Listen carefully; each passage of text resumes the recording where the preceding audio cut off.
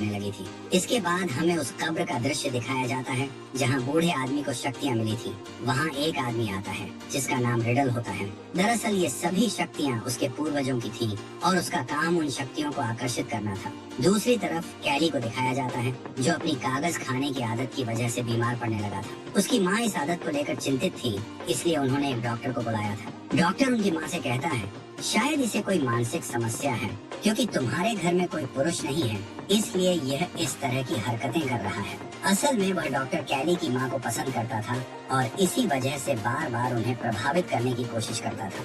दूसरी तरफ हमें एक बूढ़ा आदमी दिखाया जाता है जिसका नाम पफ्लुएगर होता है। वह लोगों को इकट्ठा करके बता रहा होता है, मेरे अंदर बहुत सारी शक्तियाँ हैं और मैं तुम सभी को अच्छा महसूस करा सकता हूँ। इसी दौरान वहाँ एक बुजुर्ग औरत आती है जो ठीक से चल नहीं पा रही होती। उसके पैर में बहुत दर्द होता है। वह पफ्लुएगर के पास जाती है और वह बूढ़ा आदमी उसके सारे दर्द को अपने अंदर खींच लेता है। ये देखकर सभी लोग उसकी तारीफ करने लगते हैं। वहीं कैली की माँ भी यह सब देख रही होती है। उसे लगता है कि शायद पफ्लुएगर कैली की मदद कर सकता है, इसलिए वह उसे अपने घर आने का न्योता देती है। दूसरी तरफ रिडल भी इन घटनाओं को गौर से देख रहा होता है। वह पफ्लुएगर के पास जाता है और कहता है, जो शक्तियाँ तुम्हारे पास हैं, वे तुम्हारे लिए खतरनाक साबित हो सकती हैं। ये सारी शक्तियाँ मेरे पूर्वजों की थी और तुम्हें इन्हें मुझे लौटा देना चाहिए। लेकिन पफ्लुएगर हंसते हुए जवाब देता है, मुझे इस शक्ति का मजा आ रहा है और मैं इन्हें तुम्हें कभी वापस नहीं दूंगा। इसके बाद पफ्लुएगर कैली के घर जाता है। जैसे ही वह कैली को छूता है, उसे तेज सिर दर्द महसूस होने लगता है। जब वह दोबारा कैली को छूता है तो अचानक से उसका दर्द बढ़ जाता है और इसी वजह से उसकी मौत हो जाती है। पफ्लुएगर की मौत के बाद कैली अचानक से अच्छा महसूस करने लगता है, क्योंकि अब पफ्लुएगर की सारी शक्तियाँ उसके अंदर आ चुकी थी। अगले दिन जब कैली अपनी साइकिल ठीक कर रहा होता है तो उसके हाथ पर एक कट लग जाता है, लेकिन कुछ ही पलों में वह खुद ब खुद ठीक हो जाता है। ये देखकर कैली समझ जाता है कि उसके अंदर कुछ खास शक्तियाँ आ चुकी हैं। उधर कैली की माँ अपनी नाइट शिफ्ट पर जाने के लिए तैयार हो रही होती है, लेकिन उसे बहुत थकान महसूस हो रही होती है। तभी जब कैली उसे गले लगाता है तो उसकी सारी थकान अचानक गायब हो जाती है और वह भी तरोताजा महसूस करने लगती है। इसके बाद कैली टाउन में आता है और यहाँ पर उसकी मुलाकात डोमिनी और उसकी दोस्त एली से होती है। डोमिनी उसे देखकर कहती है, तुम तो आज कुछ अलग ही लग रहे हो। फिर वह कैली से कहती है, कल तुम्हारे साथ जो हुआ मैंने उसके बारे में सुना। तभी पीछे से रॉकी आता है और फिर से कैली को परेशान करने लगता है। वह गुस्से में आकर कैली के पेट पर मुक्का मारता है, लेकिन इससे कैली को कोई असर नहीं होता। उल्टा रॉकी को खुद ही चोट लग जाती है। यानी अब अगर कोई भी कैली को चोट पहुंचाने की कोशिश करेगा तो चोट उसी को वापस लगेगी। ये देखकर रॉकी और भी ज्यादा गुस्सा हो जाता है और कैली के चेहरे पर मुक्का मारने की कोशिश करता है, लेकिन फिर से उसे खुद ही चोट लग जाती है। जब कैली ये सब देखता है तो वो बहुत खुश हो जाता है। वह रॉकी से मजाक में कहता है, भाई जब तुम्हारा मन करे तब मुझे मार सकते हो। ये सुनकर रॉकी गुस्से में वहाँ से भाग जाता है। घर जाते वक्त कैली एक जॉब की वैकेंसी देखता है और वह नौकरी ज्वाइन कर लेता है। रात में वह बहुत खुश होता है और अपनी माँ को सारी बातें बताता है। इसके बाद रॉकी अपने पिता को लेकर कैली के घर पहुँच जाता है। रॉकी के पिता गुस्से में कैली की माँ से कहते हैं, तुम्हारे बेटे कैली ने मेरे बेटे रॉकी को मारा है। इस पर रॉकी खुद कहता है, हाँ मुझे पता है। कैली की माँ ये सुनकर कहती है, मेरा बेटा नहीं बल्कि तुम्हारे बेटे ने मेरे बेटे को मारा है। इस पर रॉकी का पिता कहता है, हाँ मुझे पता है, लेकिन आज जो हुआ वह बहुत अजीब था। कैली की माँ गुस्से में कहती है, अगर तुम्हें पहले से पता था कि तुम्हारा बेटा मेरे बेटे को मारता है तो तुमने पहले कुछ क्यों नहीं किया। वह इतनी ज्यादा नाराज हो जाती है कि रॉकी के पिता को घर से बाहर निकाल देती है। यहाँ पर कैली अपनी माँ से कहता है, माँ मैं तुम्हें यही बात बताना चाहता था। फिर वह अपने आप को चोट पहुँचाने की कोशिश करता है और अपनी माँ से भी ऐसा करने को कहता है। जब उसकी माँ ऐसा करती है तो सारा दर्द उन्हें ही महसूस होता है। ये देखकर उसकी माँ कहती है, तुम्हें अपनी शक्तियों को ठीक से समझना चाहिए। ठीक है, तुम आज से एक्सपेरिमेंट कर सकते हो और देख सकते हो कि तुम्हारी और कौन कौन सी पावर्स हैं। अब कैली पर किसी भी चीज का असर नहीं हो रहा था। वे दोनों ये फैसला करते हैं कि इस बारे में किसी को नहीं बताएंगे। अगले दिन कैली स्कूल में डोमिनी का एक रबर बैंड टेबल पर पड़ा देखता है। वह सोच में पड़ जाता है क्योंकि कल रात उसने सपने में भी यही चीज देखी थी। जब वह डोमिनी की तरफ देखता है तो उसे महसूस होता है कि वह उसी के साथ है।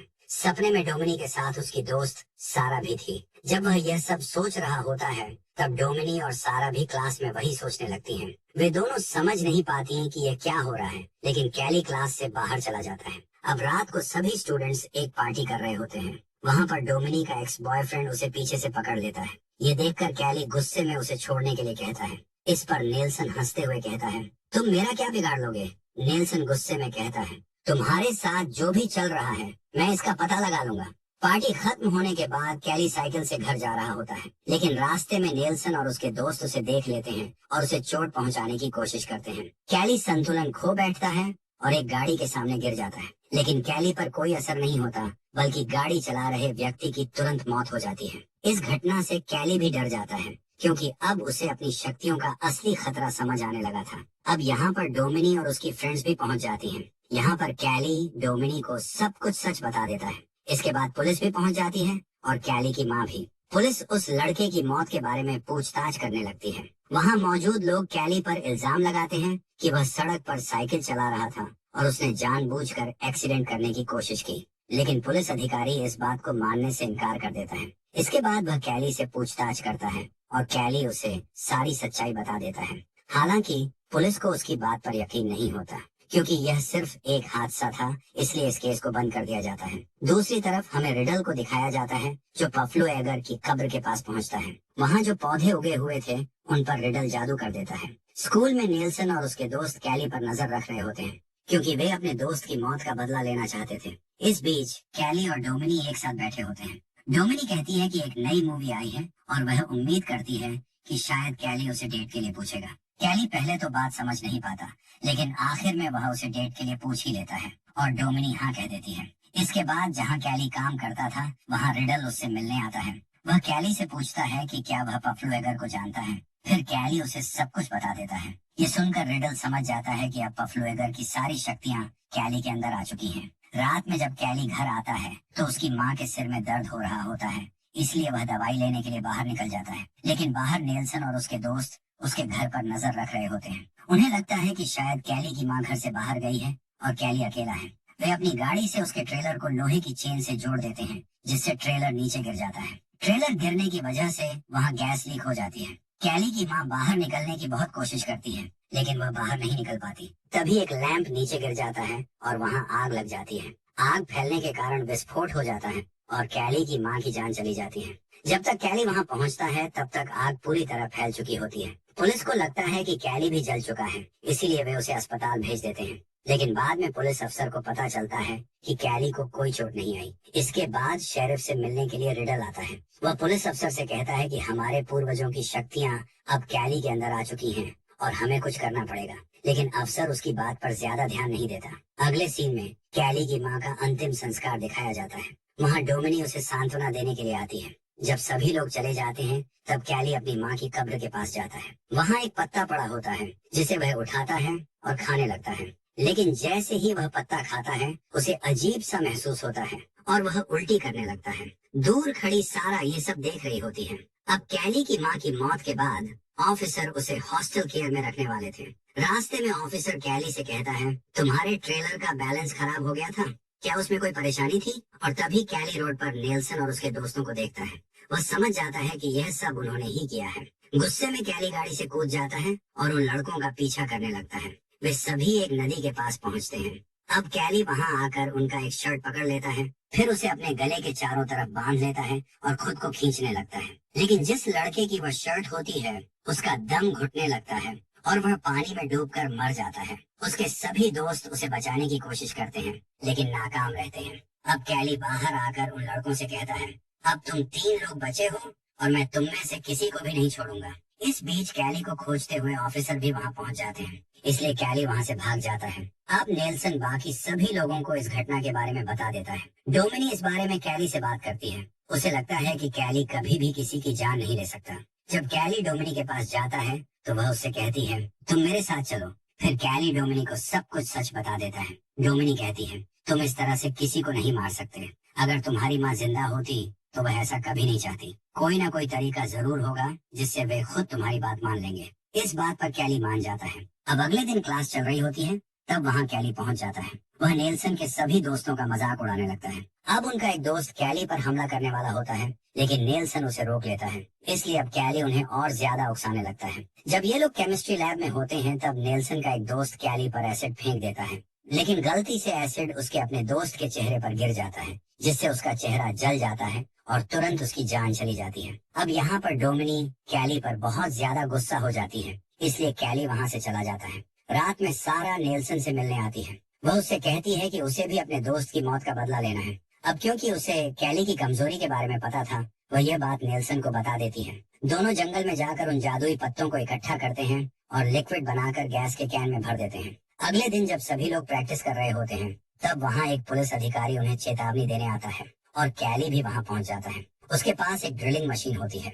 वह नेल्सन से कहता है कि सच सबको बता दो कि तुमने क्या किया है, लेकिन नेल्सन मानने से इनकार कर देता है। तब कैली खुद पर ड्रिल करने लगता है और उसकी सारी चोटें नेल्सन को लगने लगती हैं। अब डोमिनी भी वहां पहुंच जाती है। इसी दौरान नेल्सन ने जो लिक्विड बनाया था उसे कैली पर छिड़क देता है। इससे पहले कि हालात और बिगड़ते, वह मौके का फायदा उठाकर पुलिस अधिकारी की बंदूक छीन लेता है। जब कैली धीरे धीरे ठीक होने लगता है, तब नेल्सन उसे गोली मार देता है। इसकी वजह से नेल्सन की मौत हो जाती है। डोमिनी कैली से कहती है कि उसे इस तरह से बदला नहीं लेना चाहिए था। शरीफ कैली से कहता है कि यह सब तुम्हारी ताकतों की वजह से हुआ है, लेकिन मैं तुम्हें फिर से नॉर्मल बना सकता हूँ। अब कैली भी फिर से नॉर्मल होना चाहता था। इसके बाद रात का समय दिखाया जाता है। अब सभी लोग रिडल के पास जाते हैं, जहाँ एक अनुष्ठान किया जाने वाला था, जिससे कैली की सारी शक्तियाँ खत्म हो जाएं। कैली को तेज दर्द होने लगता है। रिडल कहता है कि कैली के पास ये शक्तियाँ बहुत लंबे समय से हैं और इन्हें हटाने के लिए उसे अपनी जान देनी पड़ेगी। ये सुनकर डोमिनी कैली से कहती है कि जल्दी से यहाँ से भाग जाओ। अब सभी लोग घबरा जाते हैं। इसी बीच शरीफ का एक आदमी किसी को गोली मार देता है।